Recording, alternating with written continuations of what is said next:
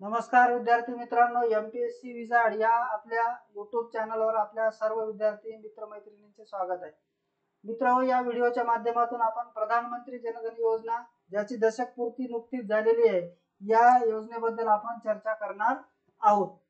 बघा मित्रांनो, या योजनेच्या माध्यमातून काय काय लाभ मिळतात तर झिरो बॅलन्स खाते उघडता येते, सोबत डेबिट कार्ड मिळते, जमा रकमेवर व्याज मिळते, तसेच 2 लाख रुपयापर्यंतचा अपघात विमा सुद्धा मिळतो. हे जे काही फॅक्ट्स असतात हे परीक्षेला आपल्याला विचारले जाऊ शकतात. लाभार्थीला मृत्यू झाल्यास 30,000 रुपयाचे जीवन विमा छत्र मिळते. त्यासोबत सरकारी योजनांचा जो लाभ आहे तो या योजनेच्या ज्या माध्यमातून जे खाते उघडलेले आहेत त्यामधून तो प्रत्यक्ष मिळत असतो. या ज्या काही जनधन योजनेचे खाते आहेत या जनधन योजनेच्या माध्यमातून जे काही बँकिंग खाते निघालेले आहेत या बँकिंग खात्याला ओव्हरड्राफ्टची सुविधा सुद्धा मिळत असते. त्यासोबतच मोबाईल बँकिंग आणि नगद आहरण केंद्राची सुविधा सुद्धा टेलिकॉम ऑपरेटरच्या माध्यमातून मिळत असते. या योजनेचं जे काही टॅगलाईन आहे मेरा खाता भाग्य विधाता हे सुद्धा लक्षात असू द्या. बघा मित्रांनो, या योजनेची जी घोषणा आहे ती 15 ऑगस्ट 2014 रोजी माननीय पंतप्रधान नरेंद्रजी मोदी यांनी केली होती. या योजनेची सुरुवात सुद्धा त्यांच्या हस्ते 28 ऑगस्ट 2014 ला झालेली आहे. बघा, या योजनेचा जो मूळ उद्देश होता तो होता आर्थिक सेवांचा लाभ देशातील गरीब आणि वंचित घटकापर्यंत पोहोचवणे, दुर्बल घटकापर्यंत पोहोचवणे, विशेषतः बँकिंग खाते खोलणे, बँकिंग सुविधा प्रदान करणे, आर्थिक साक्षरता वाढवणे, लोकांना विमा तसेच पेन्शन सेवा उपलब्ध करून देणे. म्हणजे बँकिंग आणि वित्तीय क्षेत्रामध्ये लोकांचं काय करायचं होतं, वित्तीय समावेशन घडून आणायचं होतं. बघा मित्रांनो, या योजनेचे 6 पिलर होते किंवा 6 काय होते आधार होते. तर कुठले कुठले होते ते लक्षात ठेवा.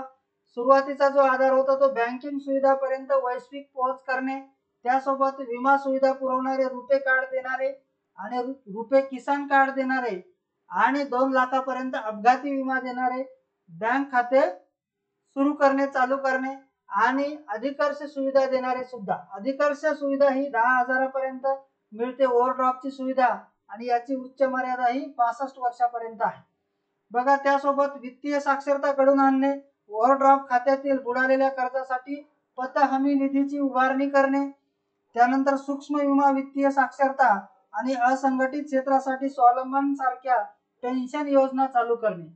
म्हणजे पेन्शन, विमा, वित्तीय साक्षरता, बँकिंग पर्यंत पोहोच यासारख्या जे काही घटक होते या योजनेचे काय होते, आधार होते. बघा मित्रांनो, या योजनेचे सकारात्मक परिणाम काय झालेले आहेत. वित्तीय साक्षरता वाढून संघटित ज्या काही वित्तीय संस्था यांचा जो पतपुरवठा आहे तो वाढलेला आहे. ग्रामीण भागातील वित्तीय समावेशनाला गती मिळालेली आहे. वित्तीय दुरावा कमी झालेला आहे. सूक्ष्म विमा सेवांचा काय झालेला आहे, पाया विस्तृत झालेला आहे. त्यासोबतच थेट लाभ हस्तांतरण पाया रुंद आणि गती त्याची जलद झालेली आहे. थेट लाभ हस्तांतरणाचा पाया रुंद आणि गती काय झालेली आहे, जलद झालेली आहे.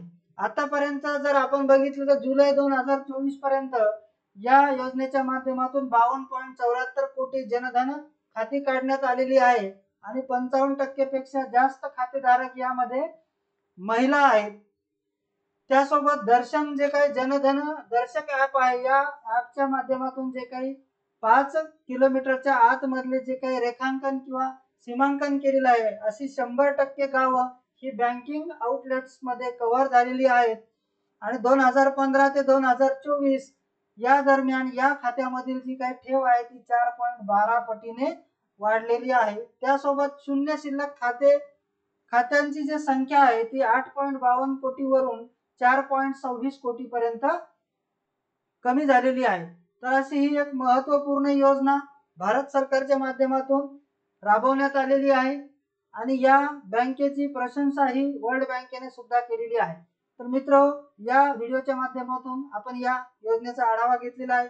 नक्कीच हा व्हिडिओ आपल्याला आवडला असेल तर या व्हिडिओला लाईक करा, त्यासोबत हा व्हिडिओ शेअर करा आणि आपले YouTube चॅनल सबस्क्राईब करा. धन्यवाद मित्रांनो.